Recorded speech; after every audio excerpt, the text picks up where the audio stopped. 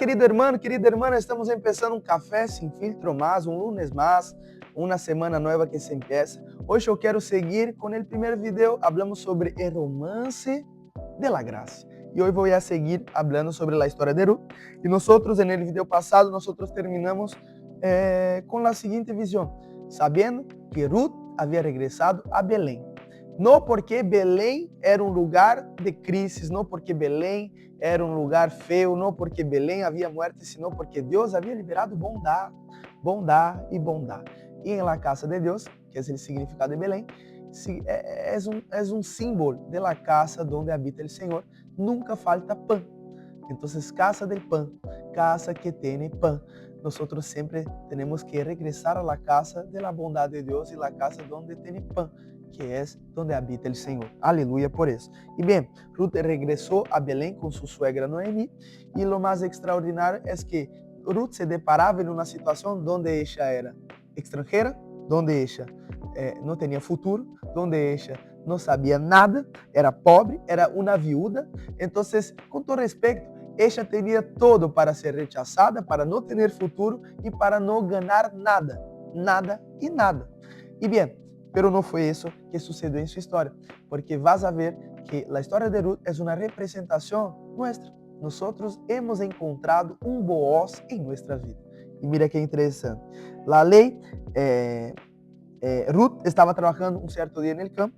Então, Ruth, capítulo 2, verso de número 2, a palavra de Deus diz assim: Noemi tinha por parte de seu esposo um pariente que se chamava Boaz. Era um homem rico e influente de la família de Elimelec. E sucedeu que Ruth, la moabita, le dijo a Noemi: permíteme ir al campo a recoger las espigas que vaya dejando a alguien a quien yo le caiga bien. Anda, hija mía, le respondió su suegra. Ruth salió y comenzó a recoger espigas en el campo, detrás de los segadores. Y dio la casualidad de que el campo donde estaba trabajando pertenecía a Boaz, el pariente de Elimelec. Y acá tenemos la primera situación que para nosotros es algo importante. Havia uma lei em Israel que se chamava a lei de redentor. A lei de redentor consistia en el seguinte: se uma pessoa perdia seus bens, um familiar cercano podia rescatarlos. Para basicamente rescatarlos, eles tinham que ter três características. A primeira, ser parente, ter recursos e estar disposto a rescatar. E acá empieza algo extraordinário, porque esta lei vai ser importante en el decorrer de la historia. La Biblia dice que resultó, mira, esta palabra entre comillas, resultó, parecía casualidad, pero no era casualidad. No existen casualidades con el Señor. Era la providencia de Dios. Dios estaba guiando cada paso, hasta porque Boaz es una figura de Cristo en la vieja alianza. Entonces Boaz significa, en él hay fuerza. Entonces, en él había fuerza. Boaz representa a Cristo. Quando chegou ao campo, perguntou: quem é esta jovem? Ele já havia puesto seus olhos sobre Ruth, assim como Cristo puso seus olhos em nós. Nós, delante dos olhos de Cristo, fomos encontrados como criaturas perfeitas. Cristo viu a nós e a Ele, basicamente, le agradou ir a la cruz, porque ele sabia que seria a redenção para todos nós. E mira, Ruth 2:10, a palavra de Deus vai dizer o seguinte: Ruth se inclinou hacia la terra, se postrou sobre su rostro e exclamou: como é que le he caído tão bem a usted, hasta el punto de fijar-se em mim, sendo solo uma extranjera? Mira que extraordinário. Ruth se deparava com uma impossibilidade. Ela sabia que, por ser estrangeira, nada ele ia ver, pero o Senhor liberou favor sobre ela. A graça começa quando reconhecemos que não merecemos nada. E daí os céus se abrem, há uma chuva abundante, há suplemento, há pão cotidiano.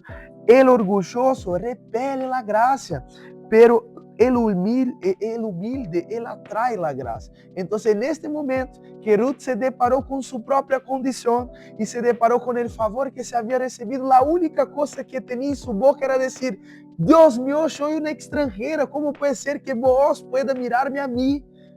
Ou seja, Es muy importante eso. Para el humilde hay gracia. Para aquel que es duro de corazón hay un rechazo. Porque aquele que pensa que é, ele não é. É aquele que pensa que não é, vai liberar de favor. Isso é muito importante. E mira, el favor imerecido. Boaz le dijo, quédate en mi campo, bebe del agua de mis trabajadores, nadie te molestará, comerás comigo. Uau! A la extranjera recibió todo. Ruth passou de recoger sobras a sentar-se à mesa. Isso é exatamente o que hace Jesus. Nos encontra caído e nos sienta a su mesa. Ruth capítulo 2, 14 muestra mais a representação de Boaz como uma tipologia de Cristo.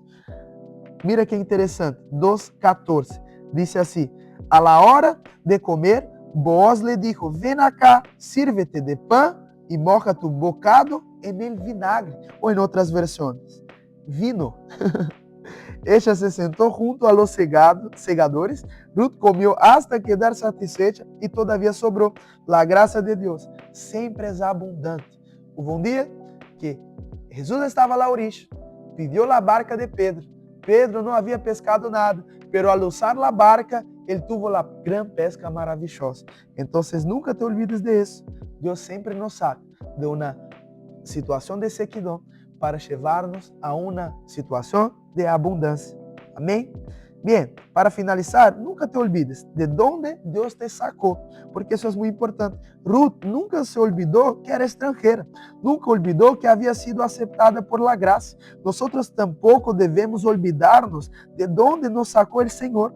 Cuando recordamos quiénes éramos, valoramos más la cruz, valoramos, agradecemos más al Señor, amamos más a Jesús por reconocer todo lo que Él hace en nuestra vida y todos los milagros que Él viene operando.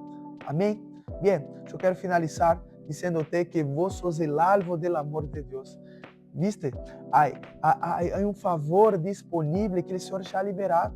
El Señor no está cerrando los cielos, sino que Él está abriendo los cielos para que vos puedas ser altamente bendecido. Amén. Así como Ruth, en esta semana vas a encontrar espigas en el camino.